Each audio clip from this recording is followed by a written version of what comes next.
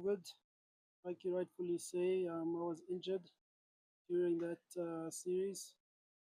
I hurt my groin, and then hurt my finger in the fitness test. So, not too many good memories from that point of view.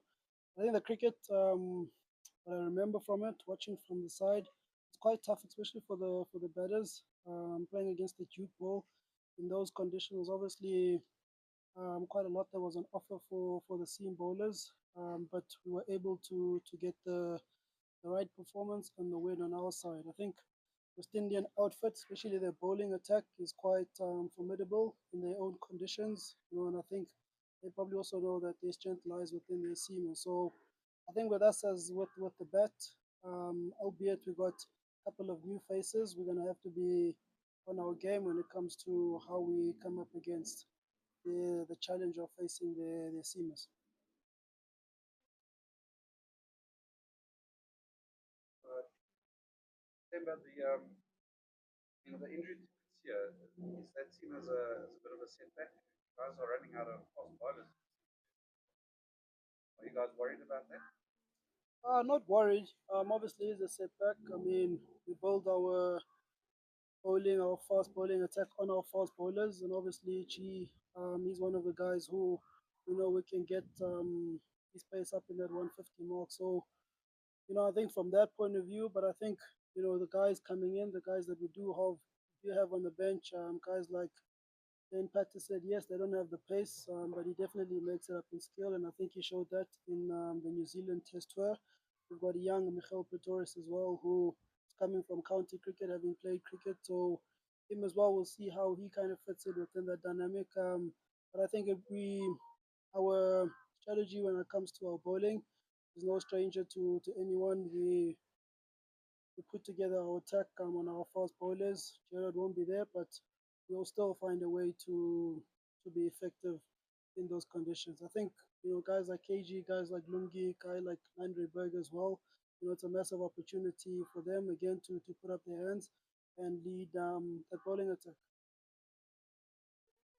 Um, Jeffrey, Remember how difficult is it because especially at test side when it seems like almost all the time you guys are sort of building or trying to put together sort of a core team and yet you're limited in the number of tests that you guys actually play challenge for sort of Yeah, I think it is a challenge. I think it's a challenge that's not necessarily unique to us. Probably something that all the smaller teams or outside the big three kind of face.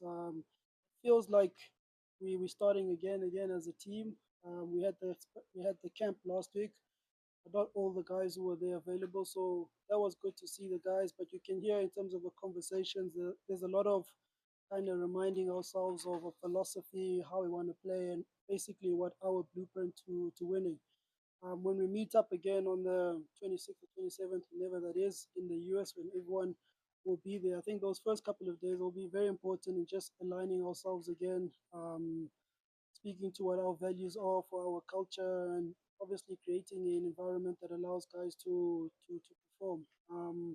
Look, like I said, it's nothing that is unique to us as a South African team. Um, the challenge is we just got to make it work with what we have. We don't use it as an excuse. I think there's definitely a lot of excitement from the guys and the fact that we'll be putting on our white clothing and chasing off the red ball again. So I think that excitement we'd like to focus on that more than all the other uncontrollables. Tim, I know the Proteas have never taken Test cricket for granted, but is there like a sense now because you've only got 8 tests in the next cycle? Is there kind of a sense in the camp that we really need to make everyone count? I think every game, to be honest, Ken, that you play, there's that inspiration, if I could say, that every game counts. You go out there to win every game. I think just an away tour is tough in itself. So I think for us, and especially us looking at inexperience or the new faces that we find within the team, I think it'll be a good test for the team and even those younger guys to kind of stamp their authority on international cricket. But I think nothing will change really. We will prepare as best as we can against the West Indies. Make sure we leave no page unturned. Prepare to play our best cricket, and we know that if we do that, the result will take care of itself. In the past, coach, you have spoken about the heavy dimension. There are plays where head, hitting head, one. Yeah, I think Coach Shukri he's been unequivocal about his stance on Tristan. Um, he sees him coming in at that number three role, and he'll probably do that in this series. I think from a technical point of view, it's one of the guys who are quite sound from that point of view. And I think the more opportunities he gets, the more he'll really get to understand how it is to go out and score big runs. He's done it at domestic level. He's done it at A-team level, so he's no stranger to that. I think we all back him. I back him in that role, and he's definitely a long-term play. Um, I think also understanding that he probably hasn't done a lot of it at domestic level. That probably need a little bit more support. And push and backing, which by the sounds of it, Shukri is happy to do. So, we all back Tristan, we all back anyone who gets an opportunity within the team, and I think he's one. It's a rather exciting one. I think we all look at his career. We've seen what he's done within the white ball space and the T20 stuff, but I think the guys who played with him, the guys who know him a little bit more, will probably say that the 4-day stuff or the red ball stuff is probably where his strength lies. So exciting to see how the next couple of months unravel for him. If, how are you?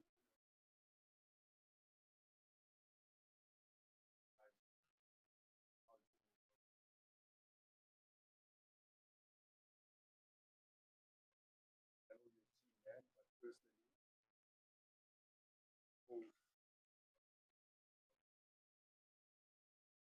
Yeah, I think I've come out refreshed over the last couple of months of no cricket. It's largely been about being in the gym and doing my rehab.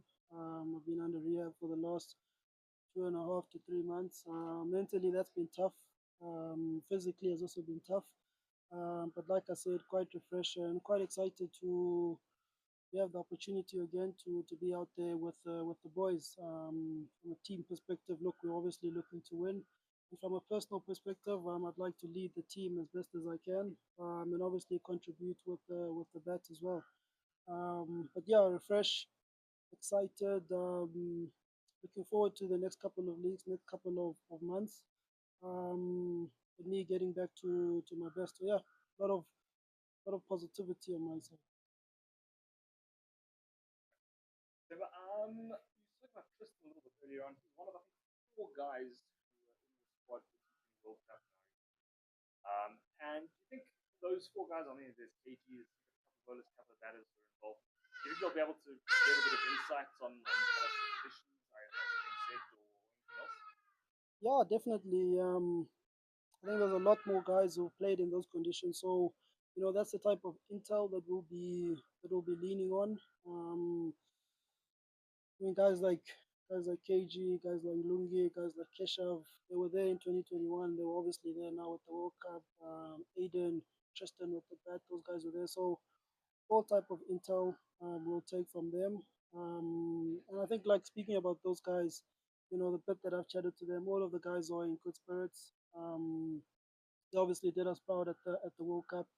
Um, Unfortunate that we weren't able to get over the line, but I think in terms of from a mental point of view, where the guys are in good spirits. They really are raring to go. Trying the sun. Sorry. Temba, as captain, presumably you choose where you want to bat. What do you like about the number four position? I think it's the responsibility.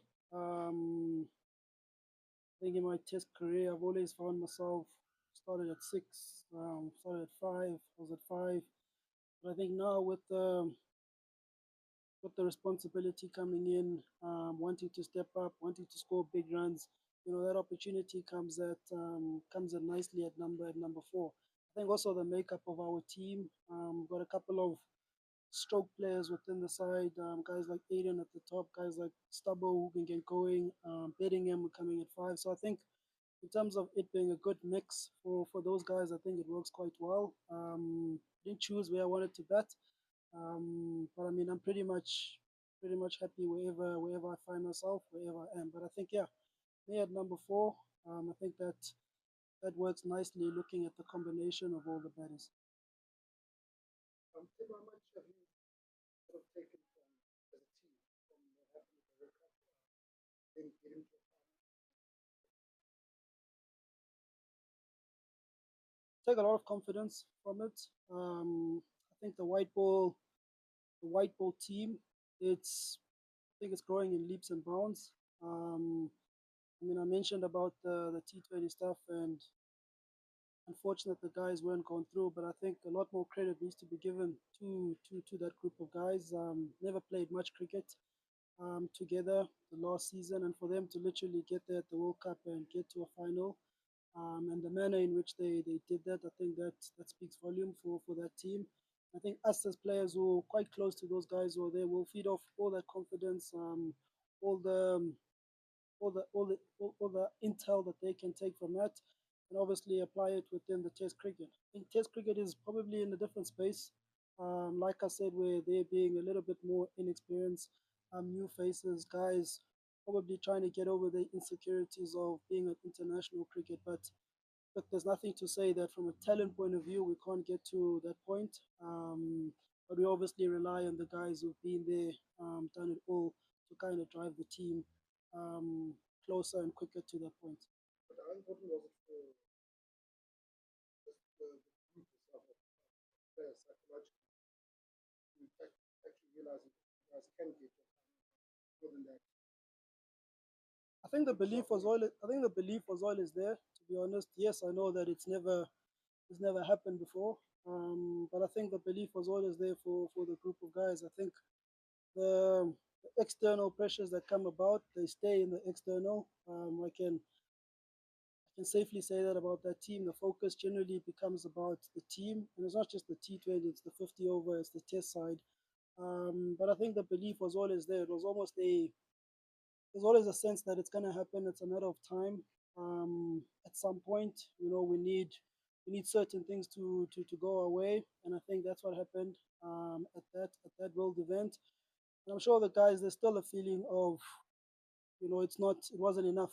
It wasn't enough. So yeah, I think psychologically, I think it just reinforced what we all knew, what we all believe in each other, and I think it will just make us push even harder when we get the opportunity again. Temba, the schedule has also been very last few weeks, months, heavily focused on T20. Maybe one of the criticisms with batting is that you guys are a bit too impatient to play your shots instead of maybe working through the spell. How do you make that mind shift? How do you exercise that patience? When you get into maybe block for a few innings, block it out. How do you make that mental shift firstly? How do you exercise train for that patience? I think if you speak to a lot of batters who are playing in all the different formats, T20 to Test cricket, that's probably the biggest challenge that we face in terms of adjusting. I think that as players as well, there's always the temptation of kind of staying current to the different to the trends, and obviously now the trend T20 is the big thing. Um, Batters are trying to score quicker. Guys are trying to be a lot more just exciting or entertaining, hit the ball far. Whereas Test cricket, in not all conditions can you be successful doing that. So I think again it just comes to your preparation, honestly. Test cricket, you got to be comfortable with leaving the ball, leaving six balls in a row. T20, you're obviously not going to do that. When it comes to your preparation, making sure you're preparing according to how you would like to play in the conditions. But I think also taking from T20 cricket, where if the opportunity is there to put a bowler under pressure, feel free and secure enough to be able to do that. That's something that we speak about within our chess group. That if that bowler is there for the taking, don't think twice. Know that you've got the guys behind you. Back yourself in whatever that decision is. But I think, yeah, that's a challenge that a lot of us face. I face that challenge. That's just cricket at the moment, I guess. And we're just kind of following up on that, going back to the bowlers. I mean, obviously, you mentioned fast bowlers. Andrik Nokia did really well in the West Indies last time out. He's out. You've lost Gerald. But still got KG. You've still got Nandre Berger. But a guy like Lungi had a fantastic tour of the West Indies last time. I think Bjorn Mulder got wickets. Keshav got a hat trick. I mean, it kind of feels like the conditions suit all sorts of bowlers. Yeah, definitely. I think, look, I mean, whatever the we pride ourselves, especially over the last couple of years, that whatever conditions are in front of us, we've got the most bowling arsenal to be effective in it. So, like you mentioned, we've got the fast bowlers. We've also got the spinners as well. I mean, a guy like Kesh, like you mentioned, you've got Dane Pete as well, who obviously came back into international cricket and took a 5-4 on his run back. So I think we're quite confident when it comes to our bowling as we have been.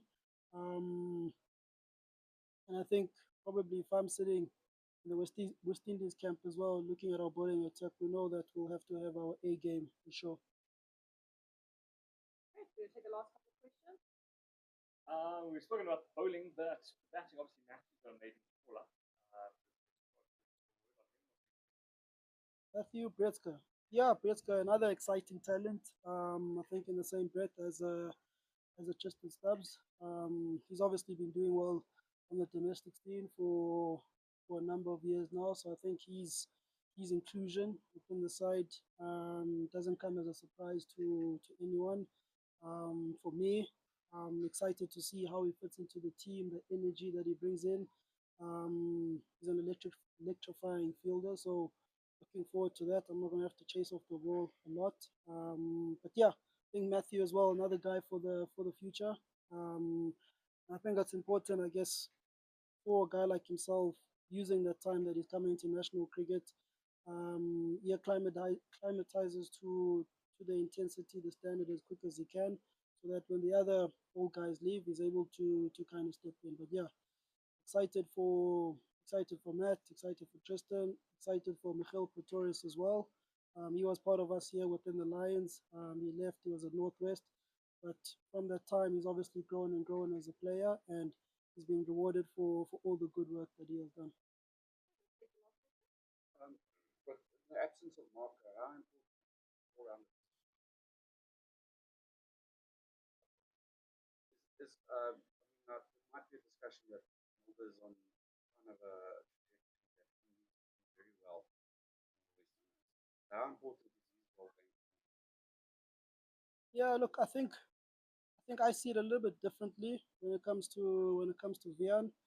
I know he hasn't performed at the level that he would have wanted, that people would have expected him to do. But I think when putting together our squad of 50 and 20 guys, his name is definitely there, and there's a role that he fulfills within the team. And at the moment, he's the best guy to do that from an all-rounder point of view. Marco is not there, so in my opinion, Vian comes in, and I think like all young players, guys do need a little bit longer to kind of find their feet. But look, from a talent point of view, there's nothing really missing there. Whether there's something mentally, we'll try to support him as much as he can. I wouldn't, if I was him, I definitely wouldn't take this tour as if it's a trial of some sort, or it's a all or nothing type of thing. He fits in within the team. I think his focus needs to be on that, giving on the team, and look, all everything kind of sorts itself out at the end of the day. But he's a key cog, integral member of our team as much as Amoko Janssen